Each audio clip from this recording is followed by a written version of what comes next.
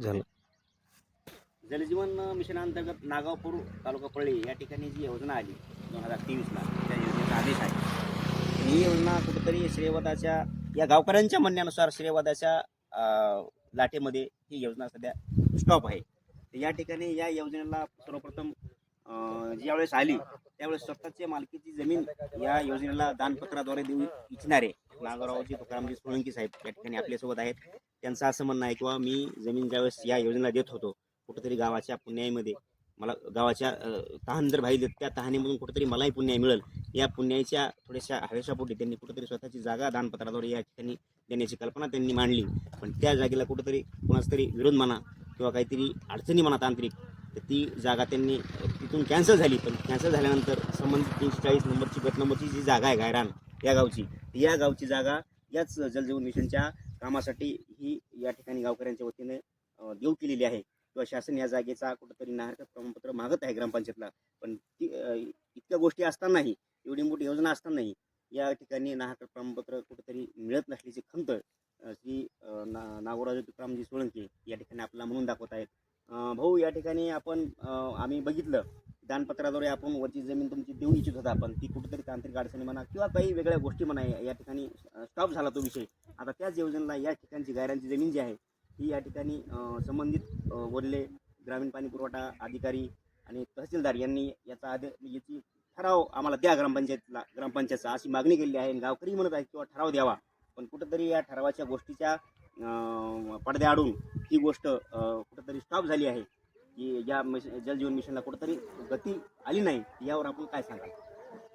जलजीवन mission अंतर्गत पाण्याची टाकी आणि फिल्टरसाठी सुरुवातीला ये प्रस्ताव सांगायचा म्हणजे की सुरुवातीला त्यानं 333 मधली पाटबंधारे विभागाची जागा प्रस्तावित केलेली होती. पण त्या जागेला अडचणी येऊ लागल्या म्हणून त्यावेळेसचे इंजिनियर साहेब म्हणजे जर इतर कुणाची वेळ जवळ जागा असेल तर ती जागा कुणी देऊ शकते का.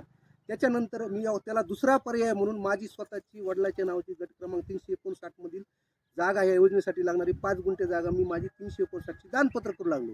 पण ती जागा योग्य आहे असं संबंधित इंजिनियरने ह्यानं तसा प्रस्ताव दिला, म्हणजे पाहणी केली आणि पाहणी केल्यानंतर ही जागेचं दानपत्र करा असं ग्रामपंचायत सरपंच आणि ग्रामविकास अधिकाऱ्याला 2 वर्षापूर्वी पत्र काढलं.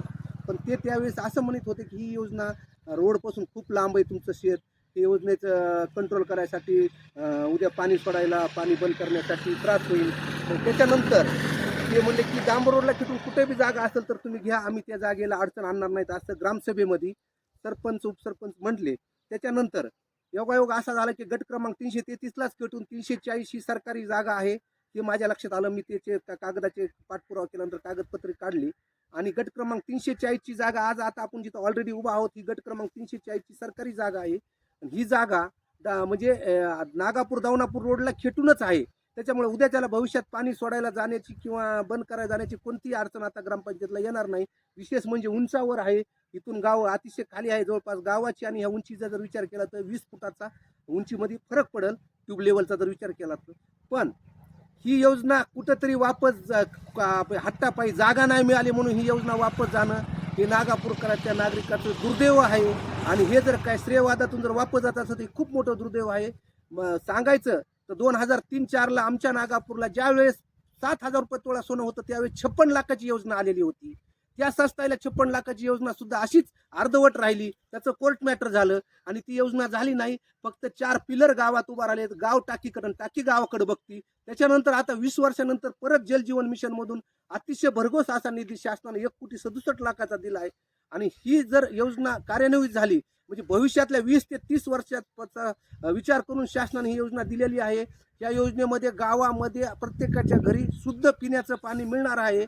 आणि योगायोग असं साहेब की आमच्या नागापूरला धरण उशाला कोरडघाशाला या म्हणीप्रमाणे नागापुराच्या धरणातून 20 गावाला जवळपास पाणीपुरवठ्याची योजना गेल्यात. पण आम्हाला गावातली जवळपास 50-60 वर्षापूर्वीची योजना आहे गोटीचा ढव म्हणून आहे.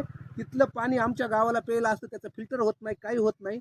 असं दुर्दैवी आमचं नागापूर गाव आहे. पण सुदैवानं शासन देवाला द्यायला आणि पदर नाही घ्यायला असं आमच्या गावातील सध्याचे सरपंच उपसरपंचाच्या हट्टापायी गाव शुद्ध पाण्यापासून वंचित राहत आहे हे मला सांगावं वाटतं. आणि जो माणूस स्वतःची 5 गुंठे जागा दानपत्र करू शकतो हा देऊ शकतो की एवढीच प्रामाणिक इच्छा आहे की गावातली योजना गावात व्हावी आणि त्याच्यामुळं फक्त जागेमुळे योजना वापस जाऊन एवढंच माझा. आणि 2 वर्षापासून मी कागदपत्री लढा जिल्हा परिषद कार्यालय बीडपासून लढत आहे. 2 वेळेस उपोषण केलं.